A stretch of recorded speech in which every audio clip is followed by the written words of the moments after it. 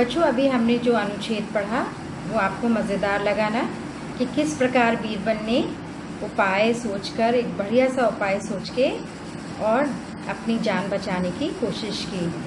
देखिए क्या हुआ इसमें, कि मैं एक बार आपको और समझा दूं कि जब तानसेन घबरा गए तो बीरबल ने एक अच्छा सा उपाय उनके दिमाग में तुरंत आ गया।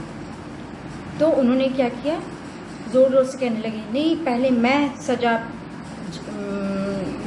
सज़ा मिलनी चाहिए मुझे। तो तानसेन बोले, नहीं पहले मुझे सज़ा मिलनी चाहिए। तो दोनों में जैसे प्रतियोगिता होने लगी, है ना, आगे बढ़ने की, कि नहीं पहले मैं आगे बढ़ के सज़ा मिलनी चाहिए। तो उन्होंने कहा नहीं, अच्छा पहले मैं सज़ा के लिए जाऊंगा। तो इस तरह से दोनों लड़ने लगे सज़ा के लिए। तो वहाँ जो सैनिक उनको सज़ा देने आए थे, वे लोग सोचने लगे कि भाई ये किस प्रकार के लोग हैं कि ये लड़ रहे हैं सज़ा पाने के लिए, ऐसा तो हमने कभी नहीं देखा। तो उनकी कुछ समझ में नहीं आया।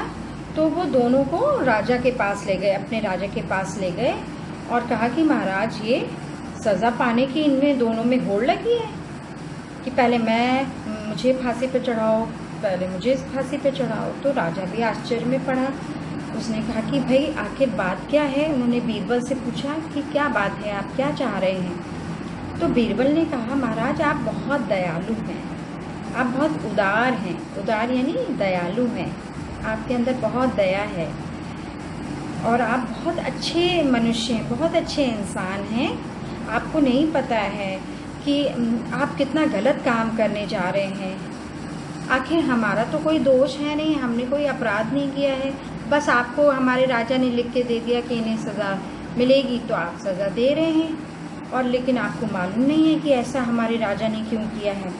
हमारे राजा आपको हराना चाहते हैं, क्योंकि उनके गुरु ने बताया है कि आप जितना गलत कार्य करेंगे उतने ही आपके अच्छे कार्यों में कमी आएगी। ये बात उनके गुरु ने समझा दी है और आप जो है जल्दी से हार जाएंगे।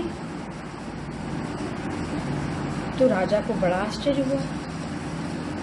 तो इस तरह से बच्चों, इतना तो हमने अनुच्छेद में पढ़ा है ना, परंतु आपको भी ये पाठ ध्यान से पढ़ना है।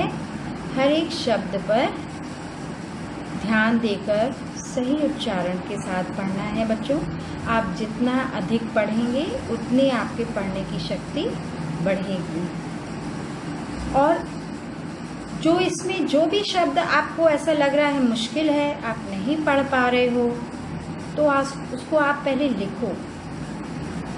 जब लिखेंगे तो आपको और भी ज़्यादा समझ में आएगा कि आप क्या लिख रहे हो, कौन सी मात्रा लगा रहे हो। बच्चों, आपकी मम्मी कहें पढ़ने के लिए या न कहें, आप अपने मन से बैठिए और पढ़िए। कोई भी कहानी की किताब आप उठा लीजिए, है ना, जो आप पढ़ सकते हैं। छोटी छोटी कहानियों की किताबें होती हैं, उनको आप पढ़िए और फिर उसमें से कुछ वाक्य लिखिए भी। तो पढ़ने और लिखने की दोनों की शक्ति आपकी बढ़ेगी।